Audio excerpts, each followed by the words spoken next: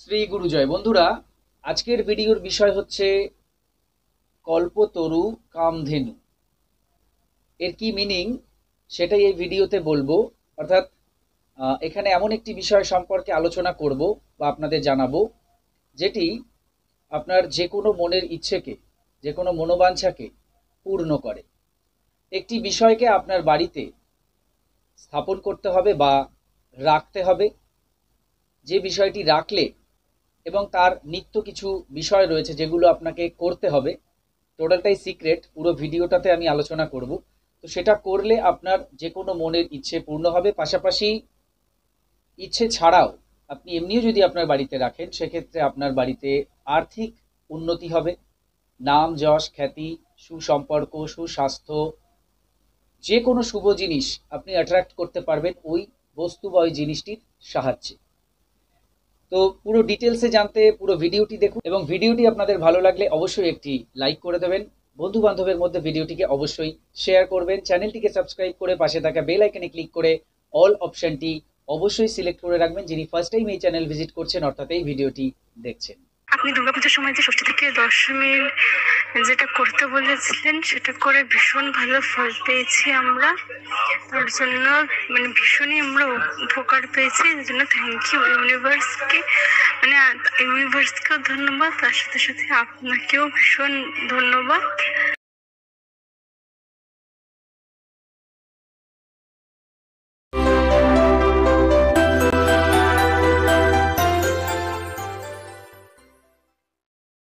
নমস্কার দর্শক বন্ধুরা, আপনাদের সকলকে আরও একবার রেইকি বার্তায় স্বাগত জানাচ্ছি। আমি আপনাদের বন্ধু শ্রী মিঠুন রয়, রেইকি গ্র্যান্ড মাস্টার। আপনারা নিশ্চয়ই ভালো আছেন, আমিও খুব ভালো আছি। বন্ধুরা, যেরকম বলছিলাম, কল্পতরু কামধেনু এর মিনিং কি?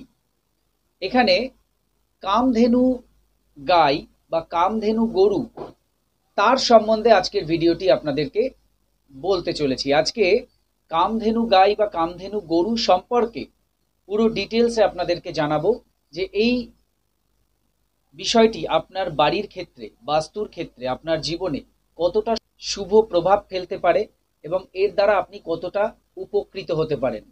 সহজ সরল একটা বিষয়, জাস্ট আপনারা শুনলেই করতে পারবেন, এবং এখানে অনেক বেশি খরচেরও কোনো জায়গা নেই। অল্প খরচের মধ্যেই আপনি কিন্তু এই বিষয়টি আপনার বাড়িতে করতে পারবেন।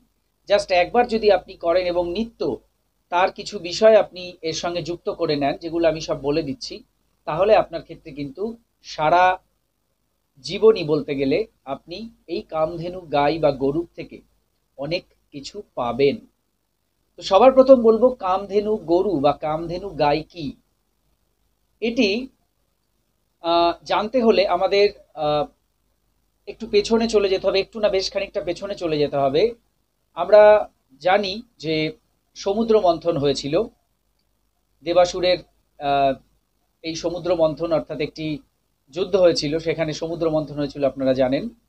তো সেই সমুদ্র মন্থনে এটাও আপনারা জানেন যে অনেক কিছু এক এক করে বেরিয়ে এসেছিল, যেগুলো তার মধ্যে অমৃত আছে, মা লক্ষ্মী আছে, শঙ্খ আছে, এরকম অনেক কিছু রয়েছে। এর আগেও আমি এই বিষয়ে অনেক কিছু নিয়ে ভিডিও করেছি আলাদা আলাদা। তো আজকে আরেকটি জিনিস, যেটি হচ্ছে কামধেনু গাই বা কামধেনু গরু, এটিও কিন্তু এই সমুদ্র মন্থনের সময়ই এসেছিল। এবং এই গরুর মধ্যে সম্পূর্ণরূপে ৩৩ কোটি দেবদেবীর আশীর্বাদ রয়েছে, এবং ৩৩ কোটি দেবদেবী এই গরুর মধ্যে বিরাজ করছেন। আপনারা অনেক জায়গায় অনেক ছবিতে হয়তো দেখেছেন যে একটি গরুর গায়ে অনেক ধরনের দেবদেবীর ছবি অঙ্কন করা রয়েছে, পুরোনো দিনের ছবিতে বিশেষ করে পাওয়া যায়। তো এটি হচ্ছে সেই গরু বা সেই গাই, যার মধ্যে ৩৩ কোটি দেবদেবী রয়েছে, বিরাজ করছেন। বিশেষ করে মা দুর্গা, মা লক্ষ্মী এবং মা সরস্বতী, তাদের বিশেষ আশীর্বাদ রয়েছে, এবং বিশেষভাবে তারা এই কামধেনু গাইয়ের মধ্যে বিরাজ করছেন। অর্থাৎ দেখুন, যেখানে মা দুর্গা বিরাজ করছেন, তো এই মা দুর্গার আশীর্বাদ আপনি যদি জীবনে গ্রহণ করেন, তাহলে আপনি সমস্ত বাধা বিপত্তিকে কাটিয়ে উঠতে পারবেন সহজেই। এবং শুধু আপনি নয়, আপনার পুরো পরিবার। পাশাপাশি আপনি শক্তি লাভ করবেন, যে শক্তির সাহায্যে আপনি আপনার সমস্ত কাজকে সুন্দরভাবে করতে পারবেন এবং সফল হবেন। নাম যশ খ্যাতি আপনি পাবেন। মা লক্ষ্মীর আশীর্বাদের সাহায্যে আপনি আর্থিকভাবে সচ্ছল হবেন, ফিনান্সিয়াল জায়গা থেকে আপনি স্ট্রং হবেন। মা সরস্বতীর আশীর্বাদের ফলে আপনি আপনার বুদ্ধি, আপনার বিদ্যা সেই বিষয়ে বৃদ্ধি হবে। অর্থাৎ আপনি সমস্ত দিক থেকে কমপ্লিট একটা বিষয়কে লাভ করছেন, যার দ্বারা আপনি সম্পূর্ণরূপে নিজেকে সফল করতে পারবেন। কারণ সফল হতে গেলে আমাদের কর্ম সবার আগে প্রয়োজন হয়, এবং কর্ম করার জন্য চাই শক্তি, চাই বুদ্ধি, বিদ্যা এবং আর্থিক যে সচ্ছলতা। তো এই সমস্ত কিছুই আপনি এই কামধেনু গাইয়ের মাধ্যমে লাভ করতে পারেন। জাস্ট একটা কামধেনু গাই, কামধেনু গাই অর্থাৎ একটি মূর্তি। আপনাকে বাড়িতে গরু আনতে আমি বলছি না, গরুর স্ট্যাচু বা মূর্তির কথা বলছি। একটা সময় ছিল যখন প্রায় প্রত্যেকটা বাড়িতেই গরু পালন করা হতো, গো পালন করা হতো। এখনো বহু জায়গায় করা হয়, বহু জায়গায় করা হয়। তো সেখানে গোমাতার সেবা করা হয়। তো সেই বিষয়টা এক সময় ছিল, প্রত্যেকের বাড়িতেই থাকতো, সেখানে দুধের কোনো অভাব হতো না, সেখানে দুধ দিয়ে বিভিন্ন ধরনের খাবার সেগুলো বাড়িতে অ্যাভেলেবেল থাকতো। এখন মানুষের থাকার জায়গা ক্রমশ ছোট হচ্ছে, সেখানে আর এই জিনিসগুলো পসিবল হচ্ছে না। তো এই গরু প্রত্যেকের বাড়িতে যখন লালিত পালিত হতো, তখন এই গোমাতার আশীর্বাদ বা গরুর আশীর্বাদ যেটা, কারণ গরুকে আমরা সেই ৩৩ কোটি দেবদেবী মনে করি, বিশেষ করে হিন্দু সনাতন ধর্মের মানুষরা করেন। এখন সেই জায়গাটা এখন আর আমাদের নেই। সুতরাং আমরা সেই পুরো আশীর্বাদ, সেই গোমাতার আশীর্বাদ বা এই কামধেনু গায়ের আশীর্বাদ আমরা লাভ করতে পারি একটা মূর্তি বা স্ট্যাচুর মাধ্যমে। আপনি যে কোনো ধরনের মূর্তি, যে কোনো ধরনের স্ট্যাচু, সে মেটালের হোক, অন্য কিছুর হোক, মাটির হোক, যা আপনি পাচ্ছেন, আমি স্ক্রিনে অবশ্যই ছবি দেখিয়েছি, আপনারা দেখতেও পেয়েছেন।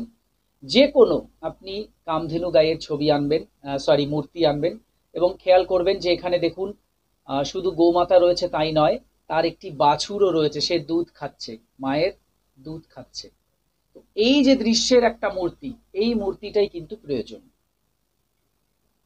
গরু যেরকম তার সন্তানকে তার দুগ্ধ পান করিয়ে তাকে শক্তিশালী করছে, ঠিক তেমনি আমরা যারা মানুষ, আমরাও কিন্তু ছোটবেলা থেকে গরুর দুধ খেয়ে নিজেদেরকে শক্তিশালী করেছি। মানে মায়ের যে স্তন্য দুগ্ধ, তার পরের স্থানই হচ্ছে এই গৌমাতার দুগ্ধ।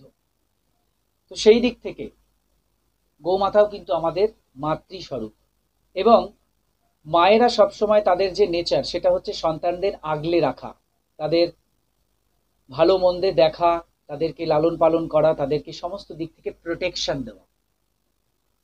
তো এই কামধেনু গাইও কিন্তু একইভাবে যখন আপনি তাকে তার বাড়িতে স্থান দেবেন, আপনাকে, আপনার পুরো পরিবারকে তার সন্তান রূপে প্রোটেকশন দেবে। সেই প্রোটেকশনের যে এনার্জি, সেটা আপনি রিসিভ করতে থাকবেন। ফলে যে উপকারগুলির কথা বললাম, সেই উপকারগুলি আপনি পেতে শুরু করবেন। শুধু আপনি নয়, আপনার বাড়িতে রাখলে আপনি পুরো পরিবারের জন্যই এটা পাবেন। পুরো পরিবার এই পজিটিভ এনার্জিটা রিসিভ করবে এবং সবসময় করবে।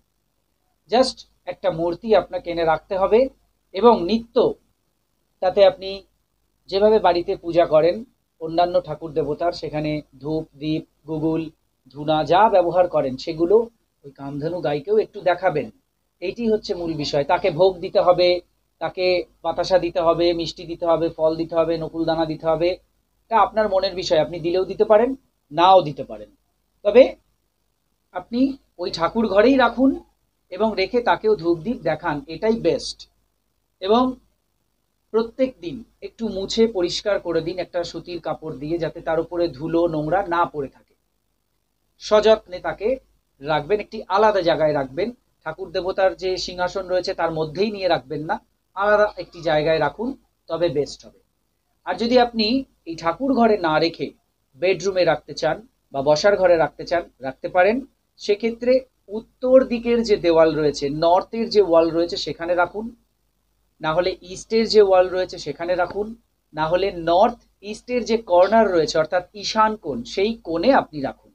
এবং মুখটা আপনি দেওয়ালের দিকেই ঘুরিয়ে রাখুন, বা মুখও আপনি যেদিকে ঘুরিয়ে রাখতে পারেন, দেয়ালের দিকে ঘুরিয়ে রাখলে বেস্ট হয়, ঈশান কোণের দিকে ঘুরিয়ে রাখলে বেস্ট হয়। এক্ষেত্রেও গরু আপনার ঘরের বাইরে বেরিয়ে চলে যাচ্ছে, গোমাতা বাইরে বেরিয়ে চলে যাচ্ছে, সেই ডাইরেকশনটা করে কখনোই রাখবেন না। ঘরের মধ্যেই তিনি অবস্থান করছেন, এটা আপনি হিসেব করে যেদিকে খুশি আপনি রাখুন। তো এই হচ্ছে তাকে রাখা এবং প্রত্যেকদিন তার ওই এই অর্থে পূজা করা। কোনো বিশেষ মন্ত্রের বিষয় নেই, কোনো কিছুর ব্যাপার নেই, জাস্ট আপনি মনের ভক্তি, শ্রদ্ধা, বিশ্বাসের সঙ্গে জিনিসটিকে স্থাপন করুন এবং প্রতিদিন তাকে এইভাবে শ্রদ্ধার সঙ্গে ধূপ দ্বীপ দেখান, তাহলেই হবে। একটু পরিষ্কার করে দেবেন প্রত্যেক দিন, ব্যাস এইটুকুতেই সন্তুষ্ট তিনি। ওখানে আপনি পুরো ৩৩ কোটি দেবদেবীরই কিন্তু আরাধনা করছেন এক কথায়। তো এটা খুব ভালো একটা বিষয়। তো এটা আপনি স্টার্ট করুন। আর আপনাদের মনে আরেকটি প্রশ্ন আসছে যে কবে করব, কবে থেকে করব। যে কোনো দিন কিনুন। আর বসানোর ক্ষেত্রে আপনি সোমবার, বুধবার, শুক্রবার আর হচ্ছে বৃহস্পতিবার, এই চারটের মধ্যে যে কোনো একটা দিন আপনি বসান, মানে ওই দিনটা থেকে স্টার্ট করুন। খুব পজিটিভ এনার্জির সঙ্গে, পজিটিভ মাইন্ডের সঙ্গে, কোনো রকম মনের মধ্যে দ্বিধাদ্বন্দ্ব না রেখে একদম খোলা মনে কাজ করুন, দেখবেন অবশ্যই উপকার পাবেন। আর একটি কথা বলবো, পিরিয়ড চলাকালীন অশৌচ এর মধ্যে করবেন না। পিরিয়ড অশৌচ বাদে আপনি এটা করতে পারেন। আর একটা ইনফরমেশন দেব, সেটা হচ্ছে যেখানে আপনি বসাবেন তার নিচে আপনি সাদা কোনো কাপড় পেতে তার উপরে বসান। আর এই যে কামধেনু গাই আপনি কিনবেন, সেটাও যদি সাদা রঙের কিনতে পারেন সেটা সবচাইতে বেস্ট। সাদার মধ্যে কোনো অন্যান্য কালার দিয়ে কাজ করা থাকুক, ডিজাইন করা থাকুক, কোনো অসুবিধা নেই। মূল যে গরুটি সেটা সাদা হলে সবচাইতে ভালো। তবে আপনি অন্যান্য মেটালেরও কিনতে পারেন, অন্যান্যও কিনতে পারেন।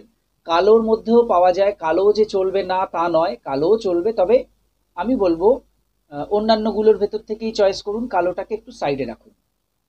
তো আশা করি বুঝতে পেরেছেন কি কি করবেন, কতটা করবেন, কবে করবেন।